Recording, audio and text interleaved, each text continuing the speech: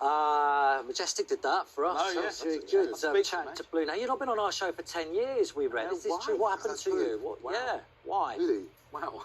Why? I just think we've just Your fault or ours?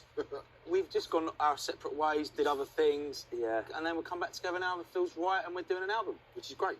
Meant to be for the 20th anniversary, but then How can you believe that, though? That, like, Oh, well. 20 years since you started. 22 years since we got together. Yeah, the bodies can the bodies can feel it, but We're still all right in out my there. mind it's like, yeah, I can still do this. Oh.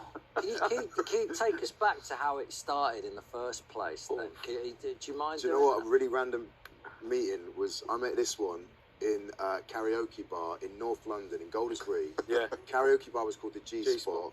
And I met him, I was about 21 years old. No, he was 18, I was 16. Was I 18? Yeah, I was 16. Was I that young? Yeah. I was 18. 21 was in the band. And he was there with his dad. And I remember we used to go and sing Backstreet Boys songs Backstreet Boys, together, yeah. didn't we? Yeah.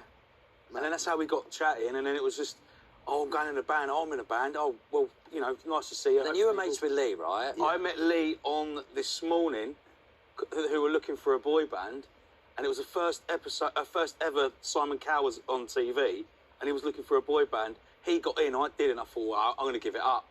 And then me and Dunk hooked up, and then it just went on from there. And then And you live with Lee? You live with Lee? He was in with Lee, yeah. I live with Lee, but I met Lee at the same audition as Duncan. Yeah.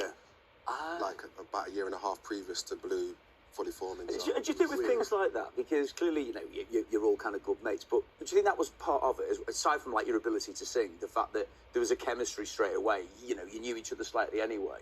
Yeah, I I think think so. so. It was weird how we all gravitated together. I think it's because we all wanted to be in a boy band. Most boy bands are either put together by people who want to have solo careers, Right. and are forced together, and then eventually they get the taste for it, and then they think, oh, I could do that on my own. Yeah.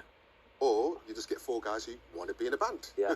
Just remind us of the climate there. Who else was around at that time? What other boy bands? Westlife, Five were Westlife. just finishing. Yeah. Yeah. Another level had finished.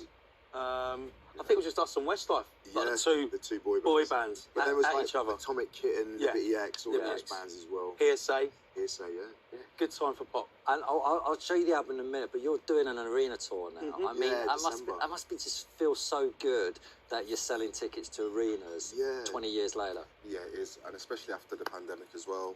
We were, the entertainment business was the last to actually come back, and to be able to just go out there and do exactly what we love. We stopped for too long, and it's just time to get back on the. Must be It's quite course. fun now. Sorry. Yeah. It's fun. We're taking the Bewitched girls on tour with us as well. You know, the double denim. The Right, Irish yeah, girls. yeah. Are they going to wear denim? Yeah. I'm sure they'll be in the double denim. I think for us though, Simon, back in the day it was, as I said, it's four lads in a band, we'll enjoy it, get as much fun as possible. Now we look at it, A, we enjoy it, and B, it's a business. You know, we've got to work, we've got to put food on the table, we've got to pay bills like everybody else in the UK. Yeah. So we're just so happy that we're doing a job that we love with my best mates. Nice security though, isn't it? The idea that you can phone each other up and say, should we get back in the studio? Should we do some gigs? Should we do that? Yeah, Because you've all done your own things as well, haven't you? in Yeah, that and time? just to say, Lee apologises for not being here. He's just had a little baba. Oh, Well, his missus had a baba, yeah. right. Just literally a couple of weeks ago, so he's spending a bit of time with the newborn before he goes on tour. But he'll be out on tour with you. Yeah, He'll, of course, yeah. Oh, that's good. Yeah. All right, let's talk about the new album. This is it. Oh, It's a vinyl. Wow. Oh, It's a vinyl. Vinyl. Show how old we are. Vinyl. Who wants to tell us about it? So we went into studio in Sweden. We went to a songwriting camp in January 2020, and it was a case of we got a couple of weeks off. Let's go in the studio. If anything happens, great. If it doesn't, then we sort of go again. I co-wrote the first single, "Haven't Found You Yet," and then the boys heard it and went, right, this is the catalyst. We've got to go in the studio now and finish the album. Yeah. And then it was a tough because obviously the pandemic hit. Yeah. So we're going in the studio at separate times. It was the first album we've ever done where we've all gone in at separate times, because normally we'd be together and we'd be harmonising with each other and giving each other notes and what to do and what not to do. It was weird, wasn't it? It was Just on weird, our own. man. Yeah, it was weird. It's a bit nerve-wracking doing another album because you've been, you haven't done any new music for a little while. Yeah. So suddenly go, right, okay, do people, aside from your own personal thing, do people still want it? I guess that must be the question you ask. Yeah, I think people are expecting what they heard 20 years ago. Yeah. Which is hard to emulate. But then when Anthony did write "Haven't Found You Yet," we sort of screwed up everything else that we'd done before that and went, right, how we start from, Yeah. because this was the catalyst for the album. So we just sort of emulated the first ever album that we did. So if you've got the All Rise album, you'll definitely love this one. Let's listen to it. Here you go. This is Haven't Found You Yet.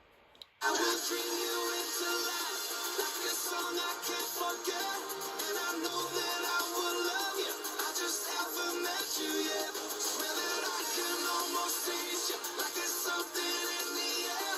Just haven't found you. Just haven't found you. Found you yet. Found you yet. Great stuff.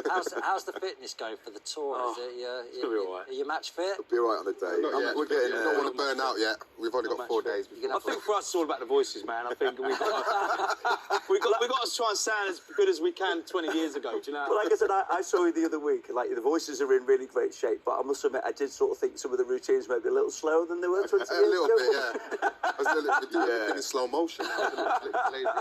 We never really danced, luckily, but we used to do the lean. Like the lean was our kind of thing. So the lean will be coming back. I remember when we did One Love, and it was, what should we do for the song? It was like, just lean, just lean. It's fine. Problem is nowadays when you lean, you get to the point where you go, oh, can't get back up. Got to do a hamstring stretch. Yeah. Cheers, guys. Your new album, Heart and Soul, is out now, and you'll be performing at the end of the show for us. Cheers. The lean's happening at the end of the show. You might get a couple of Might get a couple of leans. couple of snaps, cross legs, you know, temptation kind of thing. After the break, I'm back in the kitchen making chicken burritos in a bit.